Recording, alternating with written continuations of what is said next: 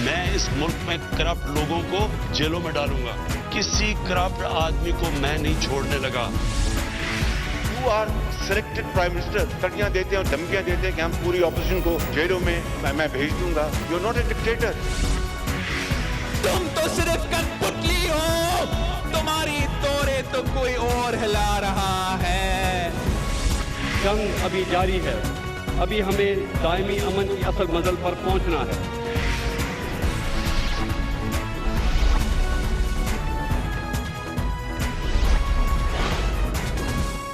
آپ دیکھ رہے ہیں خبروں، تبصروں اور تجزیات پر مبنی پاکستان کا سب سے معتبر نیوز شو دنیا، کامران خان کے ساتھ.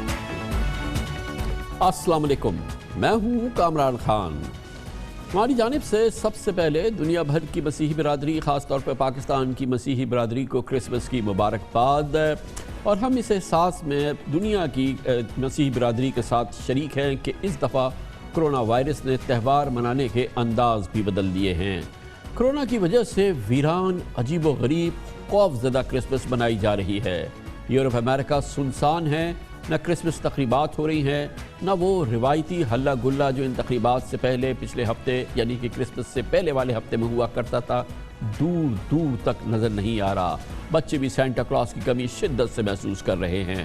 کرسمس شاپنگ سناٹے سے اربوں ڈالر کی معیشت ڈوب چکی ہے. برطانیہ ہو، یورپ ہو، امریکہ ہو، وہاں کے شاپنگ سینٹرز پچھلے کئی دنوں سے بند ہیں اور کرسمس شاپنگ کے لیے جو انوینٹری جمع کی گئی تھی وہ وہیں موجود رہ گئی ہے. اربوں ڈالر کا نقصان ہو رہا ہے. دنیا بھر کرسمس کی تقاریب منسوخ یا محدود ہو گئی ہیں یا پھر اجتماعات کا اہتمام ورچوئل کیا گیا ہے. اور بڑے بڑے چرچز میں، دنیا بھر کے بڑے بڑے چرچز میں آج کرسمس سروسز نہیں ہو سکی ہیں. اس سال مسیحی برادری اس ماحول میں کرسمس بنا رہی ہے جب دنیا کی 8 کروڑ آبادی کرونا سے متاثر ہو چکی ہے. 17.5 لاکھ سے زائد اموات ہو چکی ہیں. کل دنیا میں 6,73,000 نئے کرونا کیسز سامنے آئے تھے اور 11,835 افراد صرف کل کے روز انتقال کر گئے. کل 80% اموات اور نئی مریضوں کی تعداد میں اضافہ امریکہ اور یورپ میں ہوا. گویا کہ کرونا کی صورتحال نے خوشیاں بھرا رنگا رنگ کرسمس کا تہوار سونا سونا کر دیا ہے. پابندیوں کے باعث کروڑوں افراد نے کرسمس پر اپنے پروگرامز منسوخ کیے ہیں. دنیا بھر میں کرسمس سیزن کی روایتی رونقیں ماند پڑ چکی ہیں. کرونا کی وجہ سے اس بار کرسمس میں مذہبی تقریبات اور دعائیہ اجتماعات نہیں ہوئے. چرچز میں پہلے کی طرح رونقیں اور چہل پہل نہیں تھی. ویٹیکن سٹی میں بھی ورچوئل تقریب میں انتہائی محدود تعداد میں لوگوں نے شرکت کی. عیسائیوں کے روحانی پیشوا پوپ فرانسس نے دعا کروائی. امریکہ کے علاوہ برطانیہ، اٹلی، فرانس، جرمنی، اسپین اور دیگر یورپی ممالک میں کرونا کی پابندیاں اور لاک ڈاؤن کی وجہ سے کرسمس کی گہما گہمی اور روایتی رنگ پھیکے پڑ چکے ہیں. شاپنگ، تحفے، تحائف، سیر سپاٹے اور دعوتیں، مہمان نوازی، فیملیز کا ایک دوسرے کے ساتھ ملنا نہ ہونے کے برابر ہے. حکومت نے بھی منع کیا ہے. ہم نے اس کرسمس کو جانچنے کی، آپ کو دکھانے کی کوشش کی. یہ غیر معمولی کرسمس، عجیب و غریب کرسمس، کرونا کا مارا کرسمس.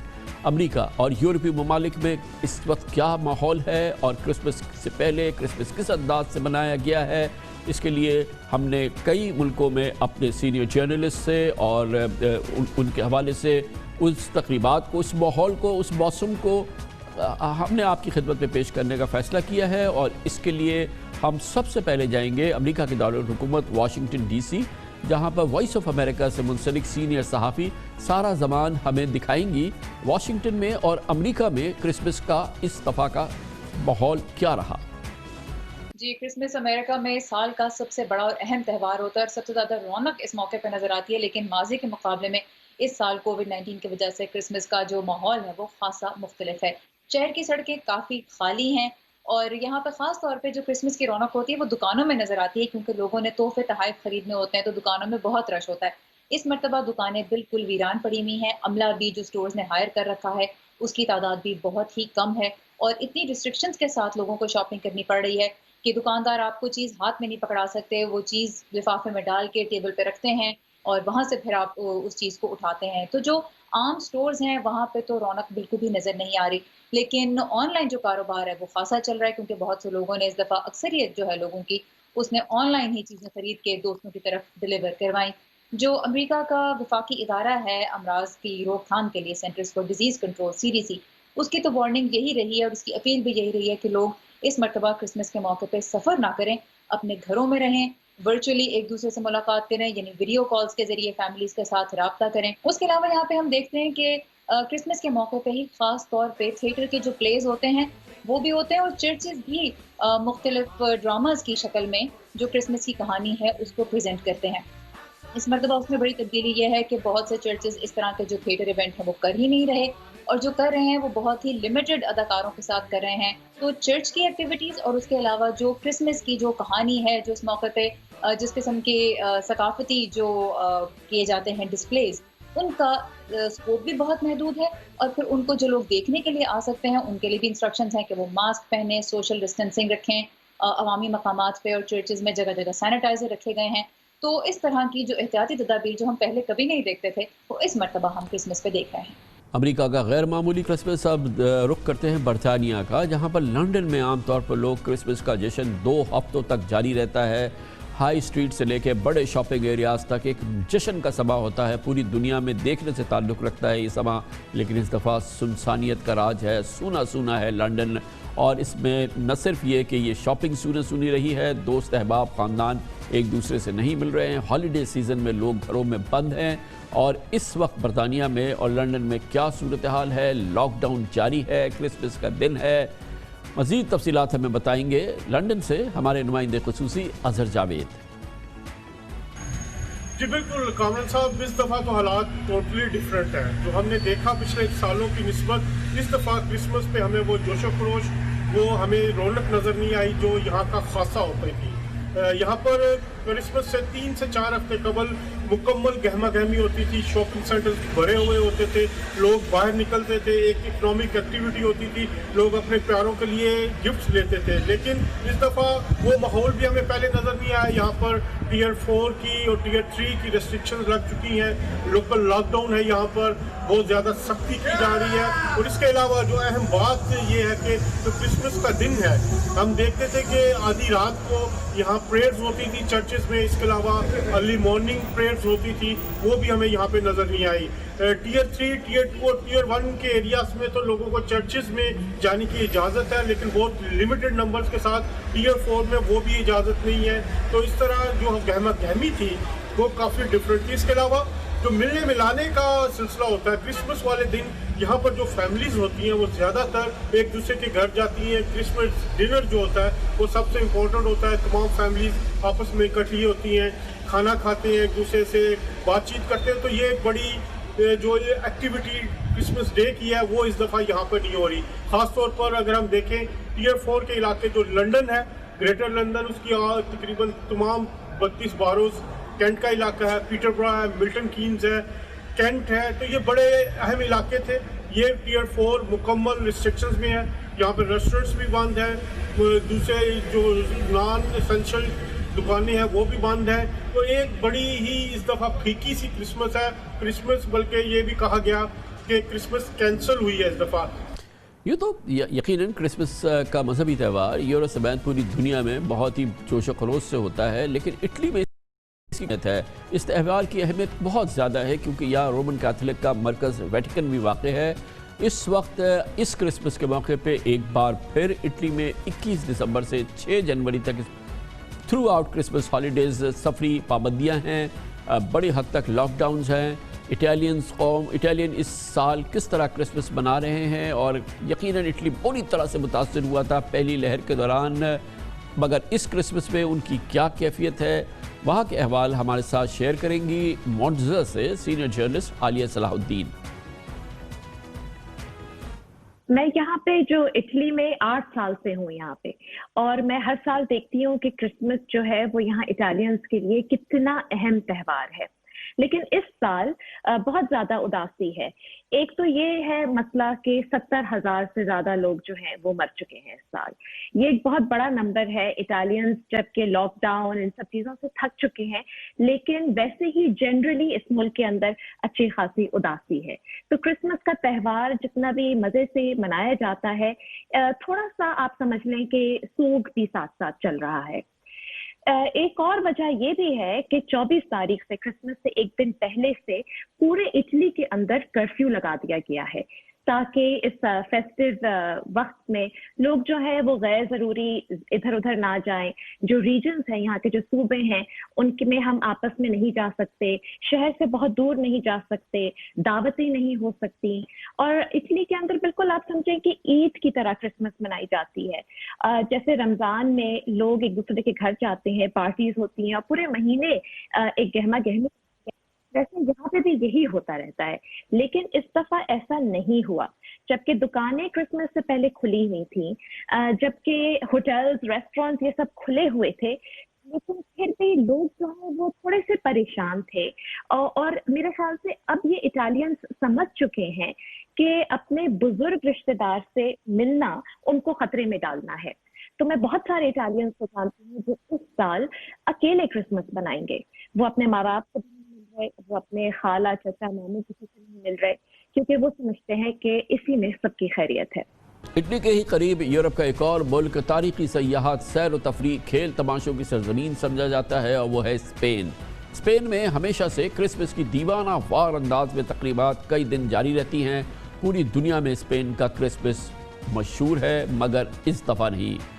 स्पेन में तकरीबन 50,000 कोरोना अमवात ने हिस्पानवी कौम को नाकाबिल तलाफी नुकसान पहुंचाया है। इस पूरे माहौल में स्पेन में क्रिसमस कैसे मनाया जा रहा है, ये बार्सिलोना से हमें दिखाएंगे कमर फारूक। यहाँ पर क्रिसमस की जो गहमा गहमी है और लोग इस त्यौहार को इंतहाई जोश और जज्बे के साथ मनाते हैं, लेकिन गुज़श्ता सालों की तरह इस साल वो गहमा गहमी, वो रौनक नज़र नहीं आ रही। गो हुकूमत स्पेन की जानिब से, हुकूमत कतलूनिया की जानिब से शहरों को और गली मोहल्लों को, देहात को रोशनियों से जगमग ज़रूर कर दिया है, लेकिन लोगों के पास इतनी सकत नहीं है कि वो मुख्तलिफ़ चीज़ों की जो प्राइस हैं वो जाकर ख़रीद सकें, क्योंकि स्पेन का आपको इल्म है कि ये एक सियाहती मुल्क है और ख़ास तौर पर बार्सिलोना का शुमार तो सेहत के हवाले से पूरी दुनिया में मकबूल है।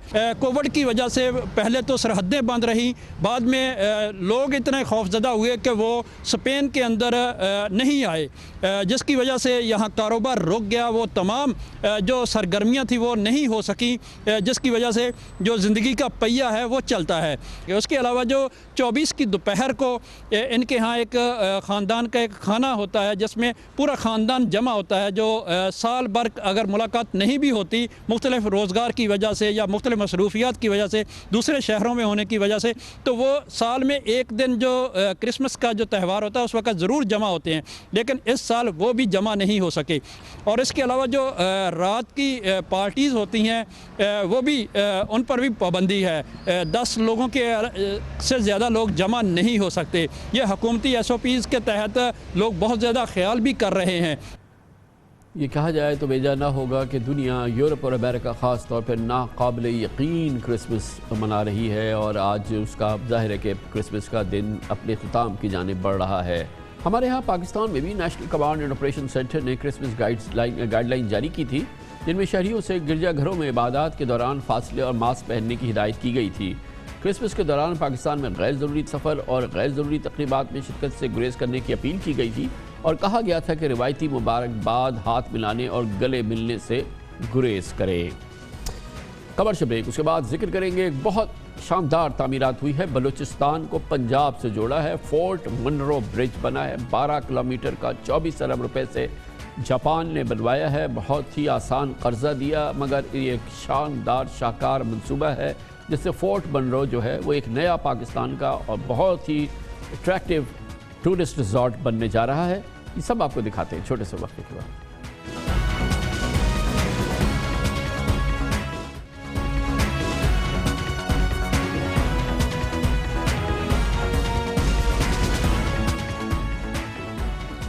बहुत ही शाहकार तामीराती मंसूबा मुकम्मल हुआ है। वो जापानी हुकूमत के ताउन से पंजाब को बलूचिस्तान से मिलाने वाले 12 किलोमीटर तवील पुल को मुकम्मल किया गया है।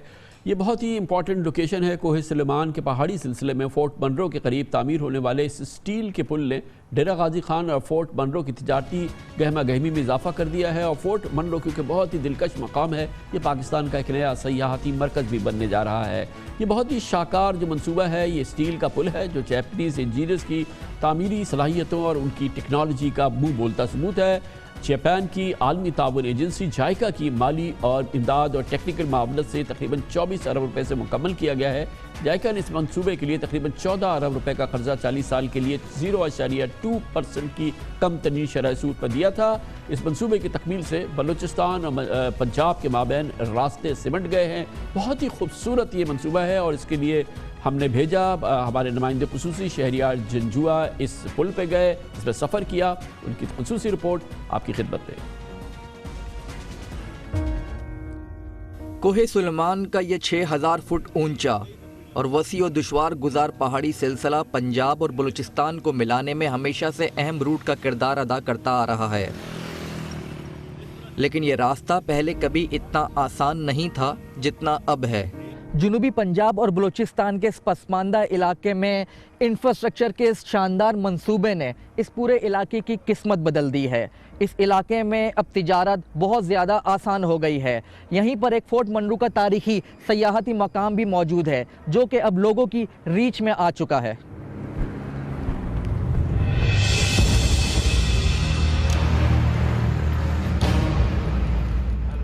ان برجز کی تعمیر سے پہلے کوہ سلیمان کے اس پہاڑی سلسلے میں سڑک بہت تنگ اور خطرناک ٹرننگ پر مشتمل تھی۔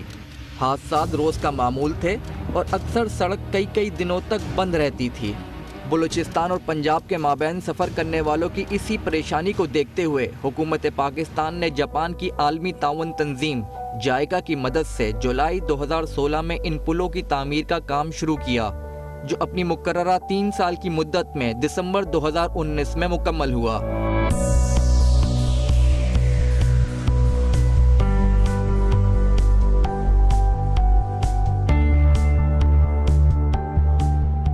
یہ برجز جاپانی انجینئروں کی تعمیراتی صلاحیتوں اور ٹیکنالوجی کا منہ بولتا ثبوت ہے۔ مجموعی طور پر ڈیرہ غازی خان سے راکھی گاج بواٹا تک 33 کلومیٹر کے اس منصوبے میں سب سے اہم حصہ یہ 12 کلومیٹر کا پہاڑی راستہ تھا، جس پر 8 چھوٹے بڑے شاہکار پل تعمیر کیے گئے ہیں۔ ان پلوں میں کچھ پل مکمل طور پر اسٹیل کے بنے ہوئے ہیں۔ ان پلوں کی تعمیر سے خطرناک موڑ اور اترائیاں ختم ہونے کی وجہ سے حادثات کی شرح تقریباً نہ ہونے کے برابر رہ گئی ہے۔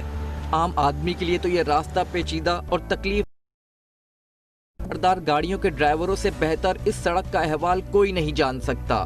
یہ راستہ پنجاب اور بلوچستان کے مابین تجارت کا سب سے اہم ذریعہ ہے، اور ان پلوں کی تعمیر سے پہلے مال بردار گاڑیوں کے ڈرائیورز جان ہتھیلیوں پر رکھ کر یہاں سے گزرا کرتے تھے۔ پہلے تو میرے کو بہت مشکلات ہو گیا، راستہ خراب ہو گیا ہے، چھوٹا ہو گیا ہے، لوڈ بھی نہیں جاتا ہے اور لوڈ بھی نہیں جاتا ہے، گاڑی بھی تھوڑ بھی زیادہ ہوتا ہے۔ ابھی بن گیا ہے، میرے کو ہر سہولت مل گیا اور لوڈ بھی زیادہ ہوتا ہے، اور سفر بھی چھوٹا ہو گیا ہے۔ 3 گھنٹے سفر ہو گیا، پہلے 6 گھنٹے کا سفر ہو گیا۔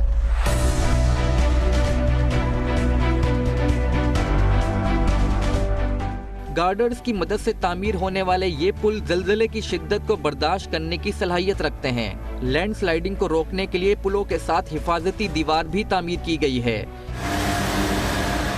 ان پلوں کی میعاد 100 برس ہے، اور اگر اوور لوڈنگ نہ کی جائے تو ان پلوں کی میعاد مزید بڑھ جائے گی۔ ان جدید اور دلکش پلوں کو دیکھنے کے لیے سیاح بھی بڑی تعداد میں اب اس علاقے کا رخ کر رہے ہیں۔ امید کی جا رہی ہے کہ ان پلوں کی تعمیر سے جنوبی پنجاب کے پرفضا مقام فورٹ منرو میں سیاحت کا نیا دور شروع ہوگا۔ ہم لوگ ملتان سے آ رہے تھے اور ہم لوگ فورٹ منرو کی طرف جا رہے ہیں۔ یہ قریب بھی ہے اور ان اسٹیل برجز کی وجہ سے اس جگہ کی خوبصورتی مزید بڑھ گئی ہے۔ ہم لوگ بھی دراصل ان اسٹیل برجز کو دیکھنے کے لیے آئے ہیں۔ اس اہم منصوبے کی تکمیل سے بلوچستان اور جنوبی پنجاب کا کاروباری طبقہ اور عام آدمی بھی خوش نظر آتے ہیں۔ ان پلوں کی تعمیر سے پہلے دشوار گزار راستوں کے باعث سیاحت برائے نام ہی رہ گئی تھی، لیکن اب یہاں نئے ہوٹلز اور گیسٹ ہاؤسز کی تعمیر شروع ہو چکی ہے۔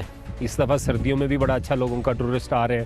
پہلے یہاں پہ فورٹ منرو میں ایسا ہوتا تھا کہ سردیوں میں ٹورزم بالکل نہیں ہوتا تھا، लोग बंद करके चले जाते थे, गर्मियों में आते थे, लेकिन इस दफ़ा ऐसा है कि सर्दियों के अंदर भी टूरिज्म पे बड़ा अच्छा इम्पैक्ट आया है ये स्टील ब्रिजेस से, ये रोड स्ट्रक्चर अच्छा होने से। फोर्ट मनरू से राखीगंज तक नेशनल हाईवे N70 पर बनाया गया ये मंसूबा डेरा गाजी खान से फोर्ट मनरू रोड की तामीर और बेहतरी का पहला फेज था। दूसरा फेज डेरा गाजी खान से राखीगंज तक 55 किलोमीटर का बनता है। हुकूमत ने रवां साल ही इस मंसूबे पर काम शुरू करना था, लेकिन ऐसा ना हो सका। दूसरे फेज पर काम शुरू ना होने के बायस मंसूबे की मुकम्मल अफादियत हासिल नहीं हो पा रही। इतना काम हो गया, स्टील पुल बन गया, अभी थोड़ा सा रहता है।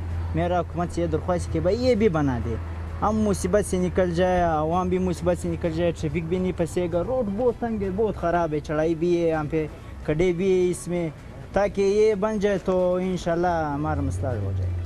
फोर्ट मनरू से डेरा गाजी खान N70 को चौड़ा करने और पुलों की तामीर के इस पहले फेज से जनूबी पंजाब को गवादर और ईरान से मुंसलिक करने में मदद मिलेगी। इसी रूट की बदौलत जनूबी पंजाब को सीपैक के मगरबी रूट तक रसाई में आसानी हो गई है। बहुत ही शानदार मंसूबा, बहुत ही शानदार तकमील। जापान की हुकूमत का शुक्रिया। कमर्शियल ब्रेक, इस दौरान आप न्यूज़ हेडलाइन देखें और अपने प्रोग्राम के बाकी हिस्से के साथ वापस आएंगे।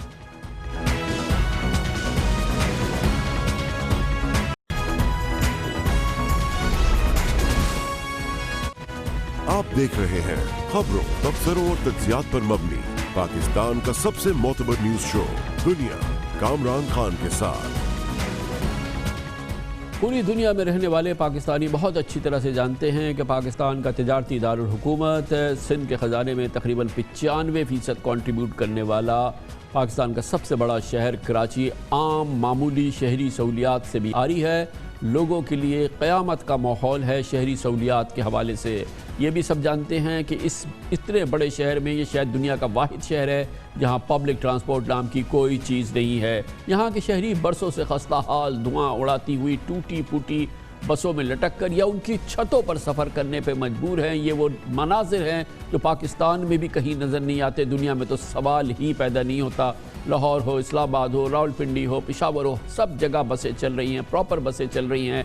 लेकिन कराची शहर का जो हाल है वो आप अपनी स्क्रीन पे देख रहे हैं और मगर परवाह नहीं है, क्योंकि पिछले 13 बरस से सिंध पर हुक्मरानी करने वाली पाकिस्तान पीपल्स पार्टी को कराची का मास ट्रांजिट और पब्लिक ट्रांसपोर्ट देने के ऐलानात तो दर्जनों किए हैं, मगर दूसरे ऐलानात की तरह जैसे कराची में कोई आपको सिक्योरिटी सिस्टम नहीं है, सेफ सिटी प्रोजेक्ट यहाँ पे नहीं है, हत्ता कि यहाँ की गाड़ियों के लिए प्रॉपर नंबर प्लेट्स भी नहीं हैं। सड़कें टूटी फूटी है, कूड़े उठाने का निज़ाम नहीं है, ड्रेनेज सीवरेज का निज़ाम नहीं है। आधा शहर पानी को उसको ख़रीदना पड़ता है, अलहदा से टैंकर से पानी ख़रीदना पड़ता है। ये वो कैफियत है और इसी में वो ऐलानात जिसमें दर्जनों बार ये कहा गया कि कराची के लिए हज़ारों बसें आ रही हैं, सैकड़ों बसें आ रही हैं, अब आ रही हैं, तब आ रही हैं। और इस प्रोग्राम में ये दावे मुसलसल होते हैं और हम सालों से जो दावे हो रहे हैं, ये वादे हो रहे हैं और हम सालों से इस बदनसीब शहर की ये बिपता आपको सुना रहे हैं। और ये भी हकीकत है कि इस 13 साल में इन दावे और वादों के बाद एक भी नई बस नहीं चली, एक भी, नॉट वन। पब्लिक ट्रांसपोर्ट का कोई सिलसिला नहीं है। कराची के ज़ख्मों पर नमक पाशी का अब एक नया मंसूबा सामने आया है। लोगों के लिए यकीनन ये बिलबिला देने वाली बात है कि अब सिंध हुकूमत ने फैसला किया है कि किसी कटारे में 15 साल पुरानी जो बसें पड़ी हुई हैं, नाकाबिल इस्तेमाल बसें, उनको चलाया जाएगा और कराची को ये तोहफा देने का फैसला किया है। बाकायदा सिंध काबीना ने 2 हफ्ते कबल 9 दिसंबर को वज़ीर आला मुराद अली शाह की सदारत में सूबाई काबीना ने KMC की 66 खटारा CNG बसेज हैं उनको मरम्मत करने का हुक्म दिया है और उससे कराची को तोहफा देने का फैसला किया है। गोया कि वो सैकड़ों हज़ारों बसें जो कि कराची को दी जानी थी, उसके बदले अब ये फैसला किया गया है कि 15 साल पुरानी खटारा बसें कराची के सड़कों में चलाई जाएंगी। सरकारी एलामिये के मुताबिक ये बसें 5 साल पब्लिक प्राइवेट पार्टनरशिप माहिदे के तहत प्राइवेट ऑपरेटर्स के तहत चलाई जाएंगी। गोया कि इन खटारा बसों के लिए भी एक प्राइवेट पार्टनर ढूंढने की कोशिश की जा रही है और प्राइवेट पार्टनर जहाँ होता है उसके जो निज़ाम चलता है सिंध में वो किसी से छुपा नहीं है। कराची की साबका शहरी हुकूमत ने कुल 75 CNG बसें 15 बरस पहले खरीदी थी। उन्हीं की कहानी है, 15 बरस पहले खरीदी थी, जिनमें से तकरीबन आधी बसें 8 साल पहले ही ख़राब हो गई थी, उनके टायर चोरी हो गए थे, ईंटों पर खड़ी हुई सीटें, पुर्जे, हत्ता के इंजन तक गायब हैं, जबकि बाकी आधी बसें 5 साल पहले चलने के काबिल नहीं रहीं। ہمیں بتایا گیا ہے کہ 75 میں سے 9 بسیں مختلف اداروں کو عطیہ کر دی گئی ہیں. باقی کئی سال سے کھڑی 66 کھنڈر بسوں کو چلانے کی تیاری کی جا رہی ہے. کھنڈر بسیں کراچی کو چلانے کی تیاری کی جا رہی ہے. صوبائی کابینہ نے بالآخر یہ فیصلہ کر لیا ہے کہ کراچی کو بسیں دی جائیں. کراچی کے شہریوں کی خدمت میں دوبارہ پیش کی جانے والی یہ بسیں اس وقت کس حال میں ہیں؟ یہ بسیں جو کراچی کی نصیب میں دی جا رہی ہیں ان کو چلانے کے لیے حکومت سندھ کا پلان کیا ہے؟ آئیے ہم آپ کو لے چلتے ہیں اس کھنڈر میں جہاں پر یہ بسیں موجود ہیں. ہمارے نمائندے خصوصی اختیار کھوکر اس رپورٹ میں یہ دردناک کہانی آپ کے سامنے رکھیں گے. پبلک ٹرانسپورٹ کی اچھی سہولت سے محروم کراچی کے شہریوں کے لیے حکومت سندھ نے بسیں فراہم کرنے کا ایک نیا اعلان کیا ہے. وہ بسیں کون سی ہیں آئیے آپ کو دکھاتے ہیں.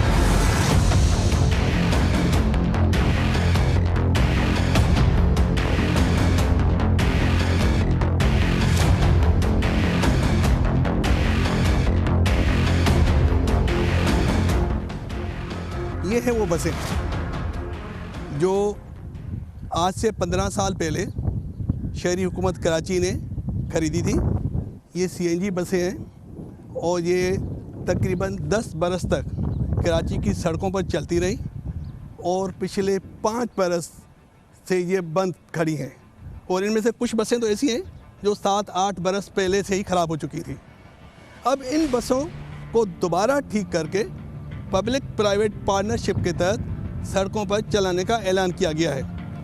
بسوں کا حال کیا ہے آئیے آپ کو دکھاتے ہیں.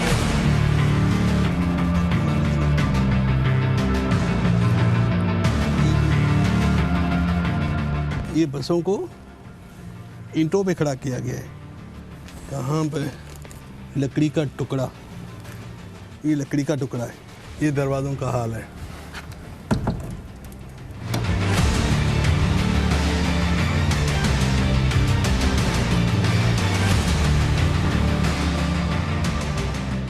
سرجانی کورنگی سرجانی روٹ پر چلتی رہی, اپنی عمر ختم کر دی. خدمت کی کراچی کے شہریوں کی تقریباً 10 سال تک. اب یہ ختم ہو گئی. اب اس گڑے مردے میں دوبارہ جان ڈالی جائے گی تاکہ یہ دوبارہ اس شہر کے شہریوں کی خدمت کر سکے. دیکھیں یہ ایک اور بس ہے. بس تو نہیں ہے لیکن یہ بس کا ڈھانچہ ہے.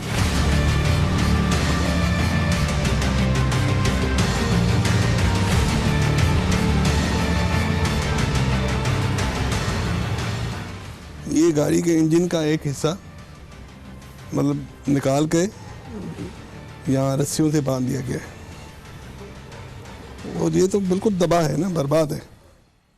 یہ گاڑی کے انجن کا ایک حصہ یہاں سے نکال کر وہاں پر پھینک دیا گیا ہے. اس حصے کو گیئر بکسا کہتے ہیں اور یہ حصہ بس کے پورے نظام کو, انجن کے پورے نظام کو چلاتا ہے اور اس کا حال آپ کے سامنے ہے. اب اس کو دوبارہ اٹھا کے یہاں پر فٹ کیا جائے گا اور اس گڑے مردے میں جان ڈالنے کی کوشش کی جائے گی. یہ انجن بنے گا اور یہ گاڑی پھر چلے گی اور کراچی کے شہری اس میں سوار ہو کر پھر اپنی منزلوں پہ جائیں گے. اب دیکھیں ہے اس گاڑی کا کوئی حال ہے کوئی چلنے کے یہ قابل؟ یہ صرف کباڑ ہے بیسیکلی. عملی طور پہ اگر دیکھا جائے تو یہ پورا کباڑ ہے. KMC کی انتظامیہ پچھلے 5 برس کے دوران 3 بار ٹینڈر کر چکی ہے کہ یہ پبلک پرائیویٹ پارٹنرشپ کے تحت کوئی پرائیویٹ اونر آ کر ان بسوں کو لے لے, لیکن کوئی بھی پرائیویٹ اونر آگے نہیں آیا. اب یہ دیکھنا ہے کہ اس بار حکومت اس کوشش میں کامیاب ہوتی ہے کہ نہیں.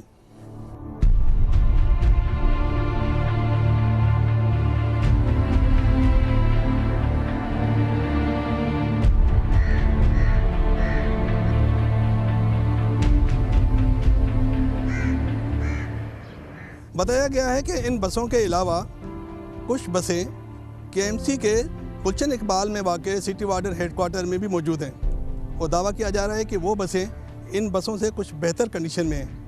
آئیے وہاں چلتے ہیں اور دیکھتے ہیں کہ ان کا کیا حال ہے. اب ان کو رنگ و روگن کر کے بالکل اور نئی چادر چڑھا کے رنگ کی اور نئی دلہن بنا کے کراچی کے شہریوں کے لیے پیش کیا. ہاں اس پہ مینٹیننس تو کرنی پڑے گی ان کو جی. یہ تو دیکھیں نا, یہ اس کا تو یہ پورا بانٹ پورا یہ ٹوٹا ہوا ہے نا, बिल्कुल मेंटेनेंस तो चाहिए ना इनको कि 15 साल पुरानी बसें, जाहिर है 15 साल पुरानी बसें हैं, 15 साल पुरानी।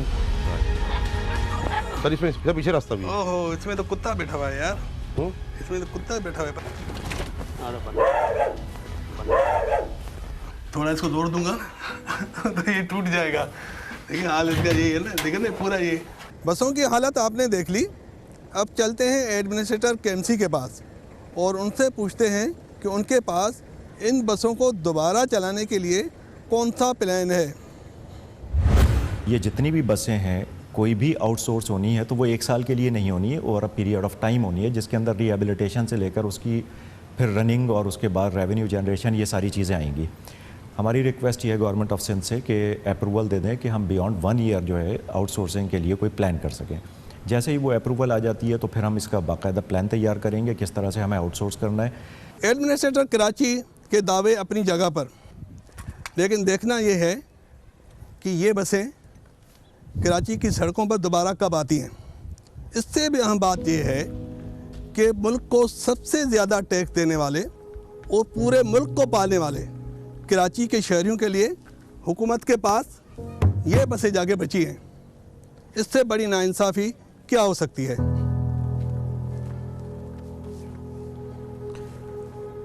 ये कराची के नसीब में जो मिला है, जो हुकूमत सिंध ने बिल आखिर फ़ैसला किया है कराची को देने का, ये आपने उसकी तस्वीर देखी।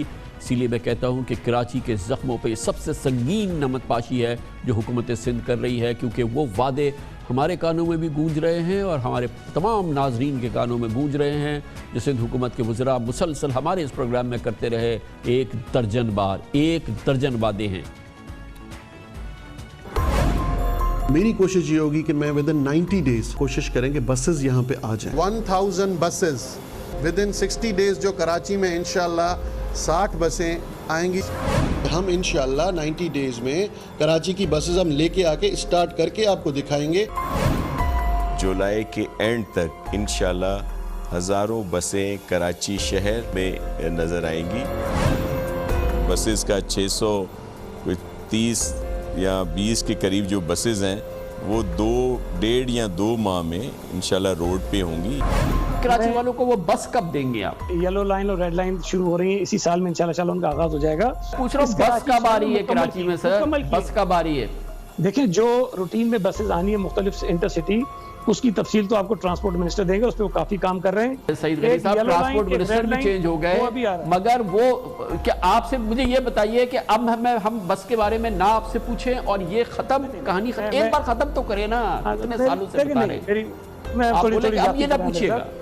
देखिए उसकी इंफॉर्मेशन मेरे पास इस वक्त नहीं है, लेकिन मैं आपको ये बता रहा हूँ कि वो इस पे काम कर रहे हैं और अब मैं आपको डेट नहीं दे सकता हूँ, लेकिन इंशाल्लाह ताला जल्दी आ जाएंगे। बहरहाल कराची वालों के लिए थोड़ा सा सहारा ये है कि इस किस्म की इस तरह की बदतरीन बेहिसी कम अज़ कम वफाक में इमरान खान हुकूमत नहीं दिखा रही, और इसके लिए कल बहुत बड़ा एक इनिशिएटिव हुआ है। कराची के अश्क-शोई के लिए एक बड़ी पेशरफ्त हुई है। कल वज़ीर ख़ज़ाना डॉक्टर अब्दुल हफीज़ शेख की सरबराही में ECC की राब्ता कमेटी ने 1117 अरब रुपए के कराची ट्रांसफॉर्मेशन प्लान की उसूली मंजूरी भी दी। इस प्लान के तहत शहर में कराची शहर के अंदर सड़कें, सीवरेज, सॉलिड वेस्ट मैनेजमेंट, साफ़ पानी की फराहमी और ट्रांसपोर्ट के मसाइल हल करने के इनिशिएटिव होंगे और प्लान के मुताल्लिक़ा शोबों की हतमी मंजूरी एक्लिक और वफाकी काबीना से ली जाएगी। दरअसल पूरी रियासत पाकिस्तान मुल्क के माशी दारुल हुकूमत कराची के इंफ्रास्ट्रक्चर और माशी और कारोबारी बहाली के मंसूबे को अमली शक्ल देने के लिए कोशा है, और हुकूमत सिंध का जो भी रुख रहा है, मगर हमने देखा हालिया दिनों में वज़ीर आज़म इमरान खान, चीफ जस्टिस और पाकिस्तान जनाब जस्टिस गुलजार Ahmad, army chief general Qamar Javed Bajwa, पूरी रियासत कराची के आंसू पोंछने के लिए कम अज़ कम कमर बस्ता तो नजर आई। कराची ट्रांसफॉर्मेशन प्लान के सिलसिले में army chief general Qamar Javed Bajwa और DISI लेफ्टिनेंट जनरल फैज़ हमीद भी मीटिंग में शिरकत कर चुके हैं, करते हैं। किसी सूरत से कराची ट्रांसफॉर्मेशन प्लान का फ्रेमवर्क जो है उस पर अमल दरामद हो सके। 1117 अरब रुपए के 100 मंसूबे 3 मराहिल में मुकम्मल हो, और इसका मतलब ये है कि वफाक जो है वो अपनी कोशिश करे किसी अंदाज से कि इन मंसूबों को पूरा करे, लेकिन हुकूमत सिंध कहीं दूर दूर तक नज़र नहीं आ रही है। इस ताज़ा तरीन सूरत हाल पर बात करते हैं और इसके लिए हमें ज्वाइन कर रहे हैं, हमारे साथ एक बार फिर मौजूद हैं ज़राए करम गवर्नर सिंध जनाब इमरान इस्माइल। बहुत बहुत शुक्रिया गवर्नर साहब। ये कैफियत हमने एक बार फिर कराची के साथ रखी, ये बिप्ता हम आपके साथ भी मुसलसल रोते रहे हैं।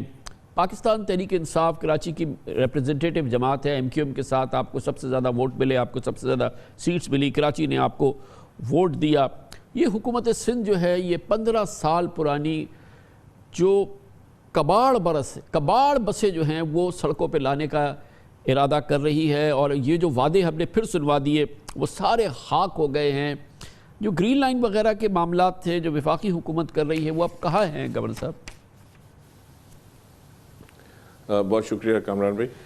ابھی جو آپ نے رپورٹ پیش کی یہ بسوں کے بارے میں, یہ انتہائی افسوسناک, افسردہ, رنجیدہ چیز ہے, اور دیکھ کے افسوس ہوتا ہے کہ وہ کماؤ پوت شہر پاکستان کا, جو پاکستان کی اکانومی جس کے اوپر بیس کرتی ہے, اس کو یہ کباڑ بسیں جو ہیں اس کے نصیب میں رہ گئی ہیں, اور اس کے لوگ اسی طرح جیسے وہ جاتے ہیں چھتوں پہ چڑھ کے اور ٹوٹی پھوٹی بسوں میں, وہ اسی طرح خوار ہو کے اپنے کاموں پر جایا کریں گے.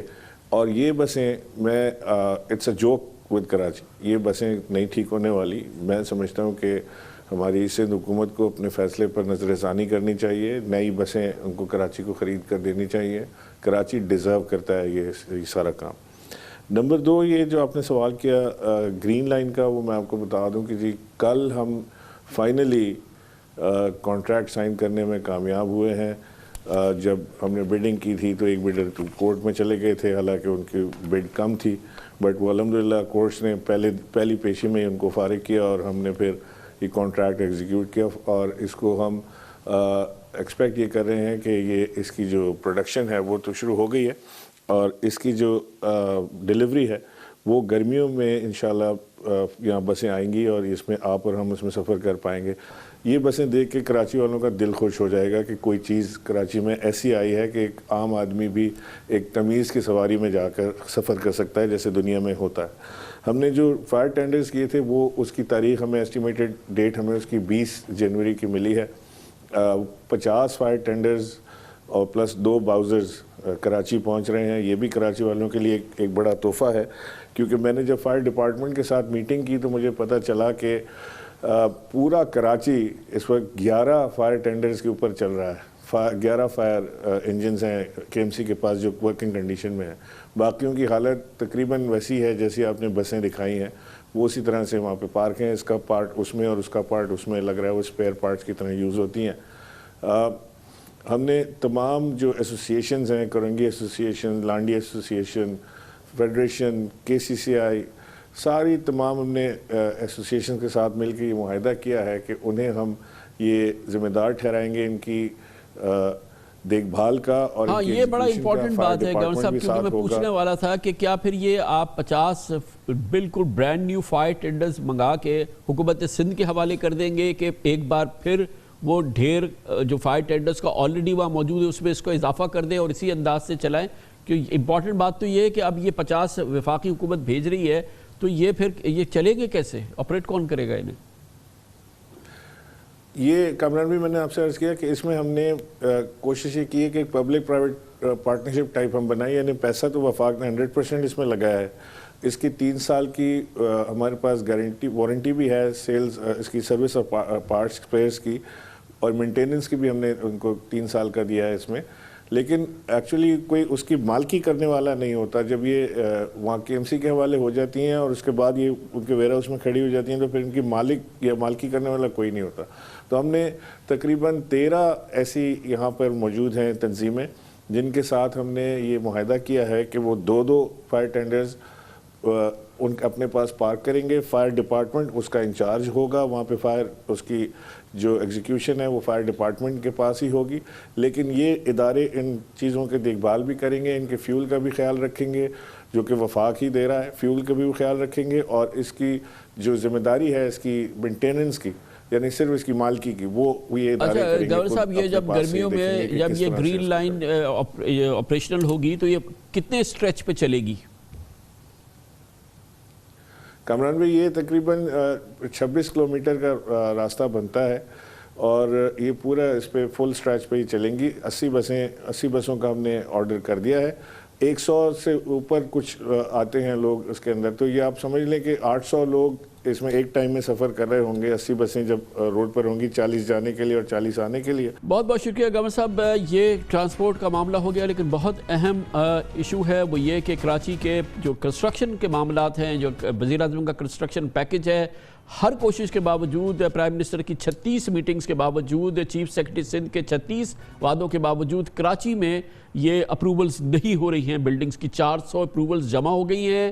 4 مہینے 5 مہینے میں صرف 18 اپروول ہوئی ہیں. سندھ اس کے سامنے آ کے کھڑا ہو گیا ہے اور یہ بہت اہم معاملہ ہے. اس پر مجھے آپ سے بات کرنی ہے. مجھے سینسس کا بھی ایشو آپ کے ساتھ ڈسکس کرنا ہے. میرے ساتھ رہیے گا، چھوٹے سے وقت کے بعد واپس آتے ہیں.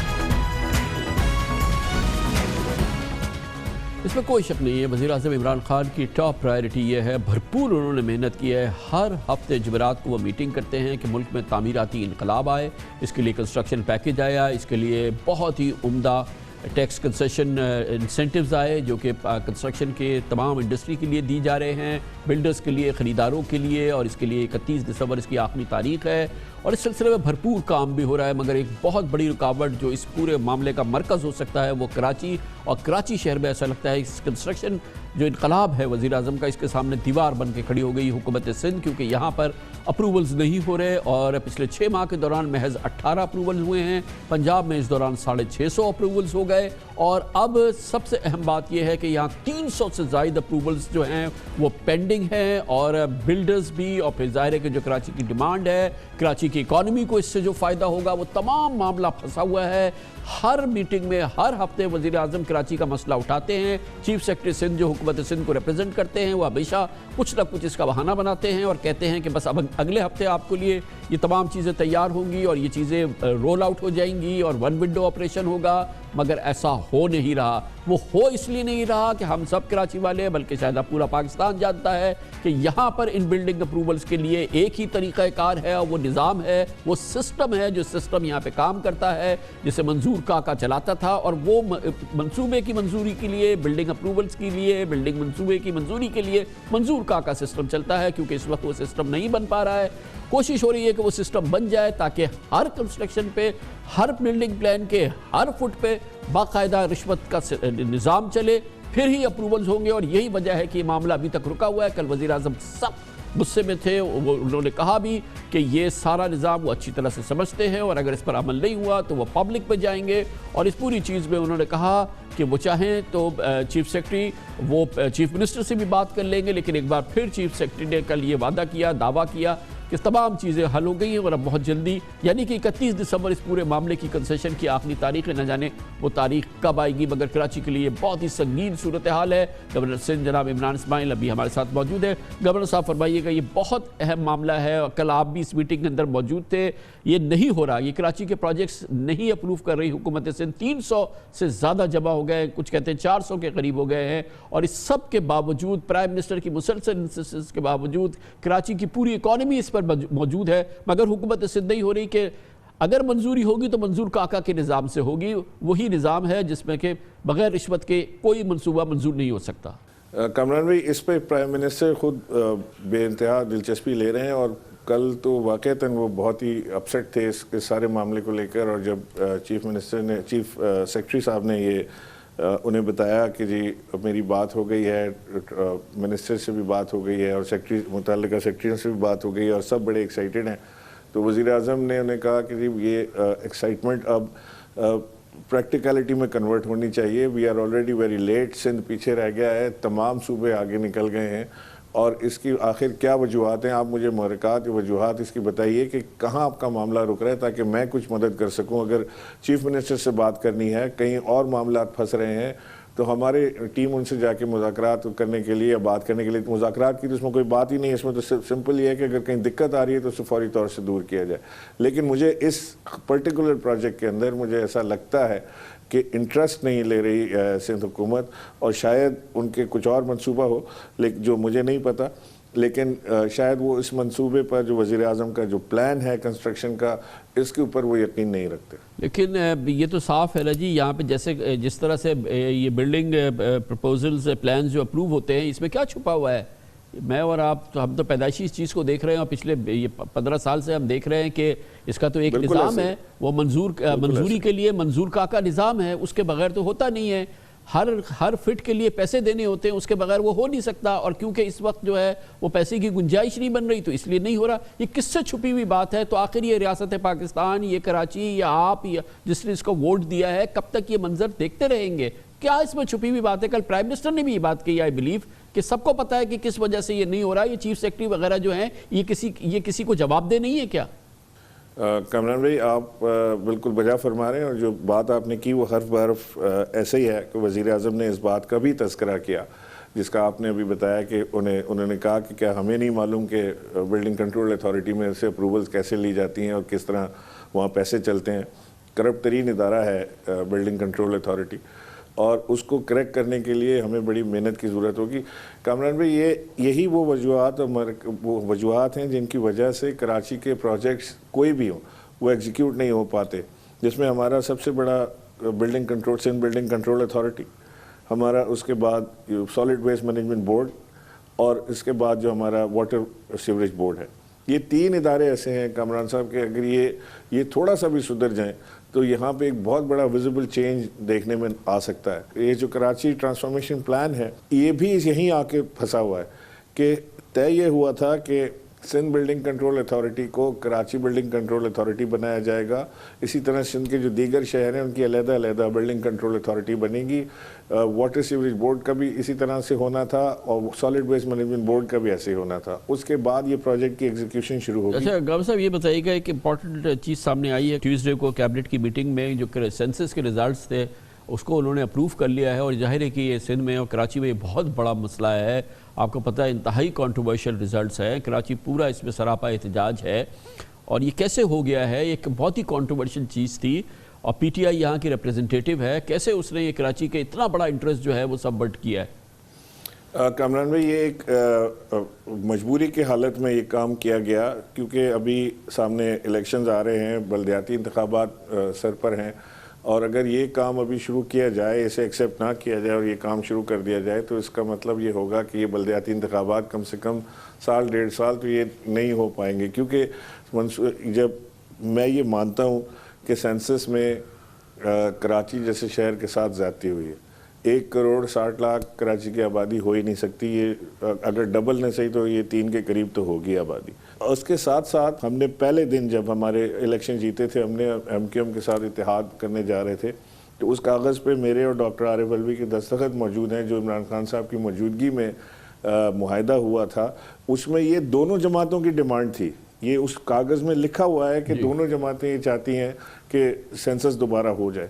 تو اب یہ ہم یہاں پر پہنچ گئے ہیں۔ یہ میری آج وزیر اعظم سے بات ہوئی، میں نے ان سے اس کے اوپر تفصیلی بات کی، اور وزیر اعظم نے مجھے اس چیز کا عندیہ دیا، اور انہوں نے مجھے کہا کہ آپ بھی آگے بات کر لیں کہ 2022 میں ہم اس کی تیاری شروع کریں گے، اور 2023 کے انتخابات سے پہلے ہم اسے مکمل کر لیں گے، اور 2023 کے انتخابات انشاءاللہ جو ہے وہ نئے سینسس کے اوپر ہم کرانے کے قابل ہو جائیں گے۔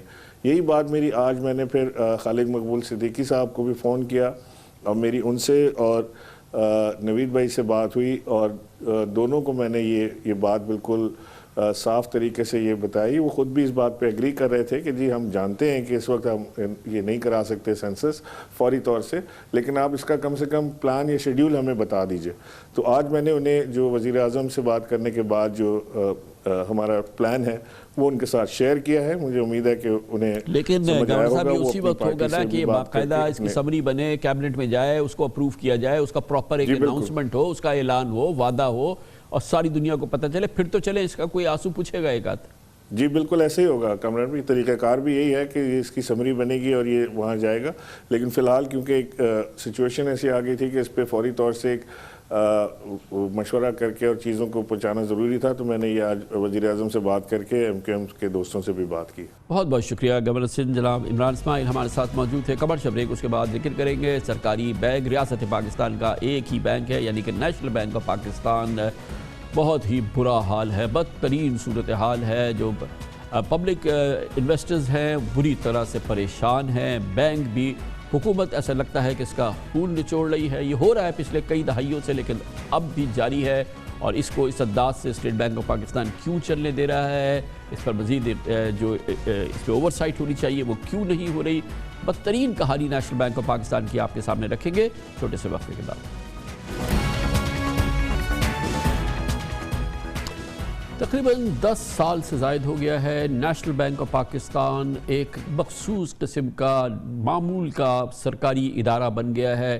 اس میں کمرشل بینک جیسے معاملات، اس میں پروڈینشل ریگولیشنز کو فالو کرنا، اس میں باقاعدہ بینک کے کمرشل انٹرسٹ کو فالو کرنا یا اس کو پروٹیکٹ کرنا، اس نام کی کوئی چیز نہیں رہ گئی ہے۔ یہ بابوؤں کا ایک سرکاری ادارہ بن گیا ہے۔ گو کہ ریاست پاکستان کے ماتحت یہ واحد کمرشل بینک ہے اور نیشنل بینک آف پاکستان مسلسل سنگین بد انتظامی اور سرکاری انداز میں چلایا جا رہا ہے۔ اس سے اس کے سرمایہ کاروں کا اعتماد بری طرح سے متاثر ہوا ہے۔ حکومت کی جانب سے نیشنل بینک پر سرکاری محکموں اور کارپوریشنز کو قرضہ دینے کے لیے دباؤ ڈالے جانے کی اطلاعات ہیں، جس کی وجہ سے جون 2020 تک حکومت پاکستان پر نیشنل بینک کا صرف مارک اپ 45 ارب روپے ہو چکا ہے۔ ستم ظریفی یہ ہے کہ قرضے مارک اپ کے بجائے سرکاری گارنٹی پر دینے کی ہدایت بھی جاری کی جاتی ہے اور اب تک $100 ملین کا قرضہ تو بلا سود صرف سرکاری گارنٹی پر نیشنل بینک سے لیا گیا ہے، اور اس دانستہ گڑبڑ گھوٹالے کا خمیازہ نیشنل بینک کے 1/4 پرائیویٹ شیئر ہولڈرز بھگت رہے ہیں۔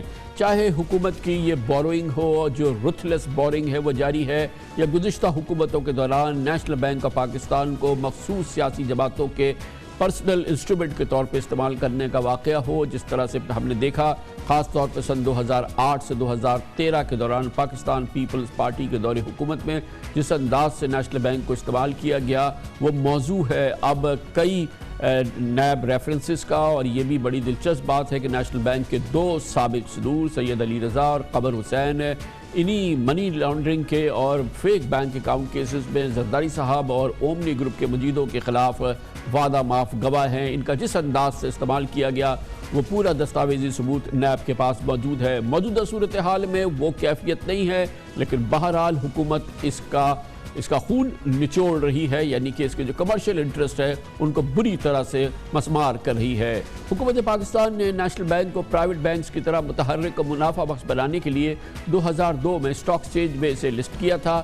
شفافیت، نگرانی اور پرفارمنس بہتر بنانے کے لیے ایک بورڈ آف گورننس بھی بنا تھا، اور لگتا تھا کہ اب بالآخر نیشنل بینک ایک صحیح سمت پہ آگے بڑھے گا، اور اس کی ابتدا بھی ہوئی۔ اس میں بہت قابل اور نامور لوگ شامل کیے گئے، اور اب تک 75.6% شیئرز کے مالک حکومت ہے اور 24.4% شیئرز عوام کے پاس بھی موجود ہیں۔ لیکن یہ عوام بدقسمت عوام ہیں جنہوں نے نیشنل بینک آف پاکستان میں سرمایہ کاری کی، کیونکہ مبینہ حکومتی مداخلت کی وجہ سے 18 سال سے نیشنل بینک ایک مخصوص اور ٹپیکل سرکاری محکمہ بن چکا ہے، اور کہا جاتا ہے کہ بورڈ کے اراکین کی حیثیت برائے نام رہ گئی ہے۔ نیشنل بینک کا بورڈ کہنے کو ایک بورڈ آف ڈائریکٹرز ہے یا وہ اس پر اوور سائٹ کرتا ہے، لیکن وہ بھی ایک انسٹرومنٹ بن گیا ہے اس نظام کا۔ اب صورتحال یہ ہے کہ نیشنل بینک نے منافع بخش ہونے تقریباً 250 ارب کے ذخائر رکھنے اور اسٹیٹ بینک کے مقررہ مالی تناسب سے بہتر ہونے کے باوجود پچھلے 3 سال سے اپنے شیئر ہولڈرز کو کوئی ڈیویڈنڈ نہیں دیا ہے، اور اس کا جواز بینک کے ریٹائرڈ ملازمین کی بھاری پینشن کو قرار دیا جاتا ہے۔ یہ سپریم کورٹ میں معاملہ زیر التوا ہے، اور اس میں 50 ارب روپے پھنسے ہوئے ہیں، کیونکہ supreme court of Pakistan national bank کے ملازمین کے حوالے سے جو پینشن کا اس نے فیصلہ دیا ہے اس کی کاسٹ نیشنل بینک کو اگر وہ ادا ہوا تو 50 ارب روپے سے زیادہ ہوگا، جو نیشنل بینک کو بعض ماہرین کے نزدیک لکوڈ کر دے گا، وہ ایک فعال ادارہ ہی نہیں لگے گا۔ لگتا یہ ہے کہ بینک انتظامیہ پر اب یہ اعتماد اور اس حوالے سے جو اس کی کریڈیبلٹی کے معاملات ہیں وہ بری طرح سے متاثر ہو چکے ہیں۔ انٹرسٹنگ بات ہے کہ حکومت پاکستان نے نیشنل بینک کے شیئر فروخت کرتے وقت سرکاری اداروں کے لیے بینک سے کم شرح سود یا محض حکومتی گارنٹی پر قرضوں کے بارے میں عوام کو اندھیرے میں رکھا تھا، جس کا نقصان نیشنل بینک کے 1/4 شیئر ہولڈرز کو اٹھانا پڑ رہا ہے۔ اس پوری دلچسپ صورتحال میں یہ بات بہت اہم ہے کہ اس پر اس کے ریگولیٹرز کو، خاص طور پہ اسٹیٹ بینک آف پاکستان کو اس سلسلے میں جو کردار ادا کرنا چاہیے، جو اوور سائٹ ہونی چاہیے، وہ نظر نہیں آ رہی۔ ریگولیٹر یہاں پہ اپنا کردار ادا نہیں کر رہا، दूसरी जानिब securities exchange and commission of Pakistan को भी इस कमर्शियल बैंक के हवाले से जो उसकी जिम्मेदारियां हैं वो पूरी नहीं कर रहे और इसका पूरा बोझ पाकिस्तान के वो अहबाब उठा रहे हैं या वो इदारे उठा रहे हैं जिन्होंने नेशनल बैंक ऑफ पाकिस्तान में सरमायाकारी की, और दूसरी जानिब ये हुकूमत का वाहिद, रियासत पाकिस्तान का वाहिद कमर्शियल बैंक डूबता चला जा रहा है। बहुत ही तशवीशनाक सूरत हाल है। इस पर बात करने के लिए हमने दावत दी है, हमें ज्वाइन कर रहे हैं जनाब शाहिद अली हबीब, चीफ एग्जीक्यूटिव ऑफिसर आरिफ हबीब ग्रुप। बहुत बहुत शुक्रिया शाहिद हबीब साहब। ये फरमाइएगा कि अगर इस किस्म के मामलात किसी और कमर्शियल बैंक में होते और यही जो चीज़ें हमने सामने रखी हैं, अगर किसी कोई और कमर्शियल बैंक इस कैफियत से गुजर रहा होता तो क्या रिस्पॉन्स होता शेयर होल्डर्स का, स्टेट बैंक का, SECP का? कामरान साहब, अगर किसी दूसरे बैंक के साथ अगर ये होता और अगर स्पॉन्सर ने अपनी दूसरी कंपनीज़ को लोन दिया हुआ होता अपनी गारंटी पे और उसका अगर मार्कअप भी अदा ना किया हुआ होता और रिकॉर्ड भी ना किया हुआ होता तो स्टेट बैंक जो है और SECP जो है वो इसको डिफ़ॉल्टर डिक्लेयर कर चुका होता और माइनॉरिटी शेयर होल्डर्स जो हैं वो उसके ऊपर जो है बहुत बड़ा प्रोटेस्ट करते। तो सबसे बड़ी बात यह है कि जो बोर्ड है उसको सिर्फ गवर्नमेंट का इंटरेस्ट को सेफगार्ड नहीं करना बल्कि माइनॉरिटी शेयर होल्डर्स का इंटरेस्ट भी सेफगार्ड करना है। और जो आपने 45 बिलियन की बात करी, वो 45 बिलियन देना तो दूर की बात, वो रिकॉर्ड भी नहीं किया गया। मतलब अगर वो रिकॉर्ड किया जाता तो उनकी इंटरेस्ट इनकम में शुमार होता और जो रिज़र्व आपने 250 बिलियन बोले वो रिज़र्व 45 बिलियन से बढ़ जाते। गोया ये वो कमर्शियल बैंक है शाहिद अली हबीब साहब, ये वो कमर्शियल बैंक है जिसको अपने माली मफादात को वो छुपाता है, उससे किनारा कशी इख्तियार करता है, उसको रिकॉर्ड नहीं करता, अपने इंटरेस्ट को खुद सबवर्ट करता है। ऐसा तो कोई कमर्शियल बैंक नहीं होगा दुनिया में, कोई कमर्शियल इदारा नहीं होगा। वो उसकी वजह ये है ना कामरान साहब कि वो जिन इदारों को उन्होंने लोन दिया है उन इदारों में उतनी एबिलिटी नहीं है कि वो मार्कअप को अदा कर सकें, तो उसकी वजह से वो उसको फोरगो कर रहे होते हैं और प्रोलॉन्ग कर रहे होते हैं। और इसकी वजह क्योंकि ये जैसे ऑर्डिनरी कोर्स ऑफ बिजनेस नहीं है। अगर गवर्नमेंट अपने किसी दूसरी इदारों को अगर लोन दे रहा होता है तो उसका प्रॉपर अप्रूवल होता है बोर्ड से, क्योंकि ये एक आर्म्स लेंथ ट्रांजैक्शन है और ये रिलेटेड पार्टी ट्रांजैक्शन। अगर आप रिलेटेड पार्टी ट्रांजैक्शन करते हैं, अगर किसी दूसरे इंस्टीट्यूशन में रिलेटेड पार्टी ट्रांजैक्शन होती है तो उसका बोर्ड से और जनरल बॉडी मीटिंग से अप्रूवल होता है। तो इसमें एटलीस्ट बोर्ड से भी अप्रूवल नहीं होता और ये ऑर्डिनरी कोर्स ऑफ बिजनेस में जो नेशनल बैंक है अपने गवर्नमेंट रन इंस्टीट्यूशंस को लोन दे रहा होता है और उन इंस्टीट्यूशंस को जिनमें एबिलिटी नहीं है मार्कअप पे करने की, तो इसकी वजह से जो है ये सिचुएशन होती है। और जो आपने बात करी जो डिविडेंड ना देने की, जो 3 साल से डिविडेंड नहीं दिया गया, उसका रीज़न भी यही है कि उसके ऊपर पोटेंशियल लायबिलिटी उनको लगती है पेंशन के ऊपर, जो कि 50 से 60 बिलियन की आपने कही। और अगर ये 45 बिलियन अगर ये कर जाते तो ये इससे टोटली ऑफसेट हो जाता है। और अगर आप पिछले 3 साल का अगर प्रॉफिट भी अगर आप देखें तो नेशनल बैंक का पिछले 3 साल का 95 बिलियन का प्रॉफिट बिफोर टैक्स रहा है। तो ये आसानी से इसको एब्जॉर्ब किया जा सकता है और ये कोई वजह नहीं है कि जिसकी वजह से आप डिविडेंड ना दें। तो ये जितनी भी जो नॉर्मल हालात में जिस किस्म का बिहेवियर होता बैंक का वो नहीं हो रहा, तो इसकी सबसे बड़ी जिम्मेदारी तो मेजॉरिटी शेयर होल्डर की है, यानी कि गवर्नमेंट ऑफ पाकिस्तान की है, जिसके पास 74.5% इसके शेयर्स हैं। और ये जितनी बद इंतज़ामी और जो शेयर होल्डर्स के इंटरेस्ट ख़राब हो रहे हैं, जो प्रूडेंशियल रेगुलेशन फॉलो नहीं हो रहे, इसकी जिम्मेदार हुकूमत पाकिस्तान है ना, वजारत ख़जाना है। जी बिल्कुल। और इसमें मेरे ख्याल से बहुत ज़्यादा कंजर्वेटिव व्यू लेके गवर्नमेंट बैठी हुई है। उसकी वजह यह है कि अगर जैसे मैंने आपको बताया कि अगर पिछले 3 साल में 95 बिलियन का प्रॉफिट बिफोर टैक्स रहा है और अगर ये 9 महीने को अगर आप ऐड करें तो इसमें भी अराउंड 39 बिलियन का प्रॉफिट बिफोर टैक्स रहा है, तो टोटल 135 बिलियन का प्रॉफिट बिफोर टैक्स है। और जो आप 50 बिलियन की लायबिलिटी कह रहे हैं पेंशन की और 45 बिलियन का अगर उसमें ऐड कर ले नफ़ा तो 5 बिलियन बचा। तो गवर्नमेंट ने बहुत ही ज़्यादा कंजर्वेटिव व्यू लिया है उस लायबिलिटी को की वजह से डिविडेंड ना देना। हाँ, ये हो सकता था कि 1 साल डिविडेंड ना दिया जाता, इसके बाद 18 का 19 का डिविडेंड ना देना اور 20 کی انسرٹنٹی، یہ عجیب و غریب سی بات ہے. اور یہ دوسرے بینک کو اگر ہم کمپیریزن کریں، وہ تو شیئر نہیں کر رہے، ڈیویڈنڈ شیئر نہیں کر رہے، منافع شیئر نہیں کر رہے، مگر ان تمام حالات کے باوجود یہ 130-140 ارب روپے کا منافع یہ کیسے ہوتا ہے؟ یہ کون سا بزنس ہے، کون سا کاروبار ہے جس انداز سے چلایا جا رہا ہے اور جس میں منافع ہوئے چلا جا رہا ہے، جس میں آپ نے بتایا کہ 95 ارب کا منافع ہو گیا ہے پچھلے 3 سال میں؟ دیکھیں یہ تو ظاہر ہے جو گورنمنٹ نے لون خود لیے ہیں اور گورنمنٹ کے پی آئی بیز میں اگر انہوں نے انویسٹمنٹ کیا ہے 13-13.5% پہ پی آئی بی کے ریٹس ہو گئے تھے، تو اس سال جو ہے وہ ظاہر ہے ہنی مون پیریڈ تھا بینکوں کے لیے. اس میں کوئی شک نہیں ہے کہ جو ان کی لون میں ایفیشنسی تو ہے، ان کا نان پرفارمنگ لون اتنے زیادہ نہیں ہے، لیکن انہوں نے زیادہ گورنمنٹ کو لون دیا ہوا ہے اور گورنمنٹ گارنٹیڈ لونز ہے، تو اس کو نان پرفارمنگ لون میں شمار بھی نہیں کیا جاتا گورنمنٹ گارنٹیز لون، بیکاز اس میں گورنمنٹ کی گارنٹی ہوتی ہے. تو جب آپ زیادہ تر گورنمنٹ کو ہی لینڈنگ کر رہے ہوتے ہیں تو آپ ایک طریقے سے سیف زون میں ہوتے ہیں اور آپ اس کو ریونیو بک کر رہے ہوتے ہیں. تھینک یو سو مچ، بہت بہت شکریہ جناب شاہد علی حبیب، چیف ایگزیکٹو آفیسر عارف حبیب گروپ ہمارے ساتھ موجود تھے. اس کے ساتھ ہی ہمارے آج کے پروگرام کا اختتام ہوتا ہے. سیٹرڈے سنڈے کی ہفتہ وار تعطیل کے بعد پیر کو انشاءاللہ آپ سے پھر ملاقات ہوگی. پیر تک کے لیے کامران خان کو اجازت. اللہ حافظ ناصر. Hi, it's Sayyeda Shanaz here. Thank you for watching Dunya News. For more videos and updates, don't forget to click the subscribe button. Keep watching Dunya News.